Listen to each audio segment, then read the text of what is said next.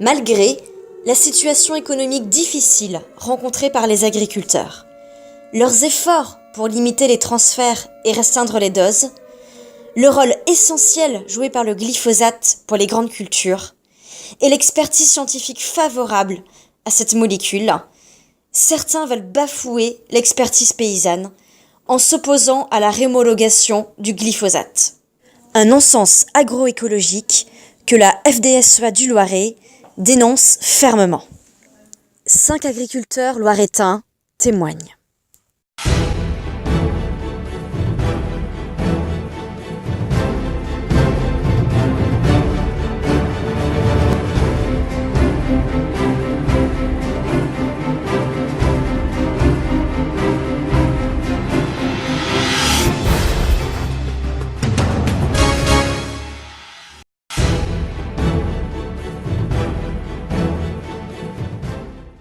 Le glyphosate m'est absolument indispensable et au vu de toutes les études, il n'est absolument pas cancérigène. L'interdiction du glyphosate me paraît totalement inenvisageable. Pour moi, c'est une impasse technique, puisque dans nos sols argileux, le désherbage mécanique est très compliqué, voire impossible. Il faut multiplier les passages avec derrière des problèmes sur la structure du sol, la conservation de la structure du sol. Et le glyphosate est actuellement la seule réponse pour avoir un désherbage total avant implantation d'une culture. Aujourd'hui, sans glyphosate, nous serions obligés de reprendre des systèmes ancestraux, notamment le labour, afin de désherber. L'interdiction du glyphosate nous poserait de gros problèmes parce qu'en fait nous sommes en non-labour depuis plus de 25 ans et l'utilisation du glyphosate est indispensable pour continuer dans cette technique qui est plus respectueuse des sols.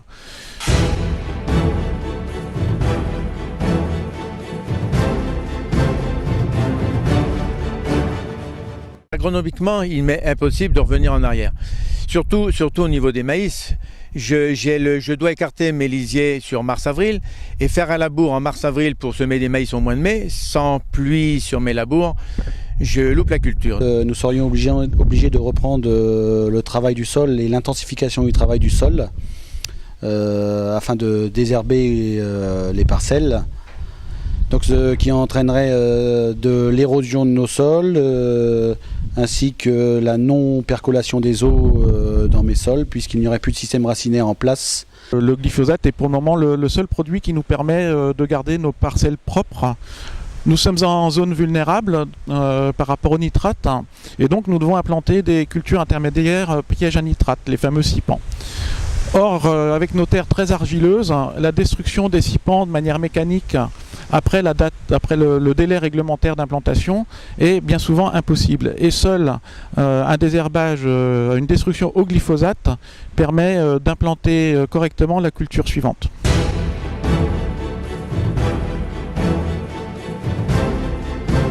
Économiquement, mon système m'a permis de réduire mes coûts de mécanisation, réduction du carburant. Je suis à 40 litres hectare hors moisson.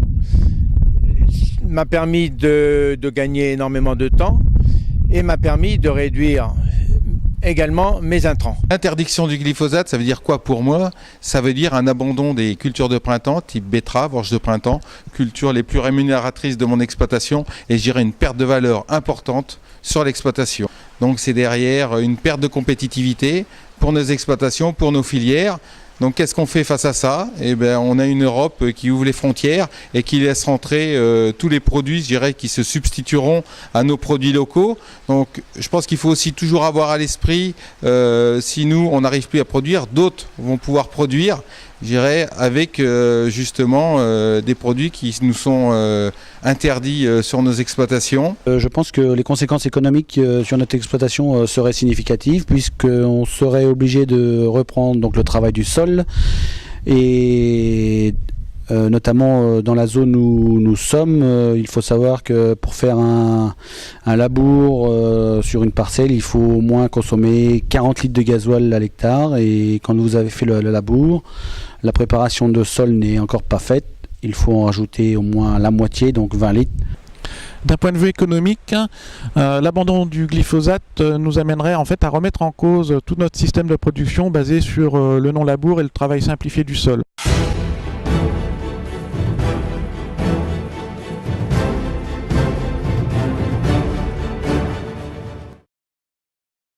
L'arrêt du glyphosate ne me permettra plus d'implanter des couverts. Celui-ci sert à la protection du sol contre l'érosion, refait les structures et sert de support pour le travail des vers de terre. Si on reprenait un travail du sol pour se substituer au glyphosate, on aurait arrêt de toutes ces activités biologiques qui engendraient des pertes non négligeables sur notre exploitation.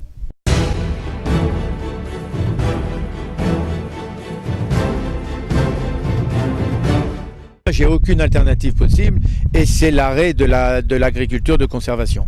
On va développer des résistances, on va se trouver dans des impasses au niveau des herbages qui vont être grandissantes.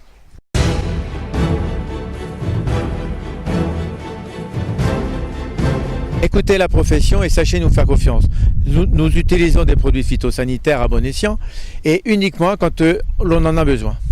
Le dernier levier à ne pas enlever est le glyphosate. Tous les efforts que nous avons consacrés depuis 20 ans dans cette direction seront bannis, quoi.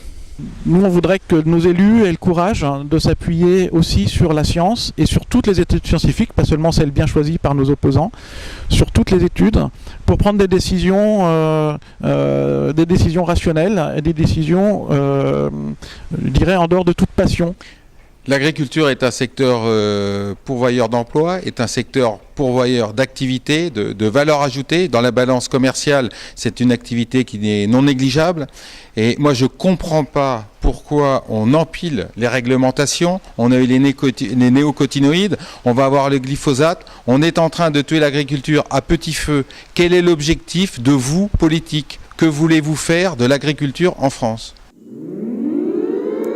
Pour éviter la cascade d'effets néfastes pour l'agriculture, fin septembre, votez pour le renouvellement du glyphosate et préservez la compétitivité de la ferme France.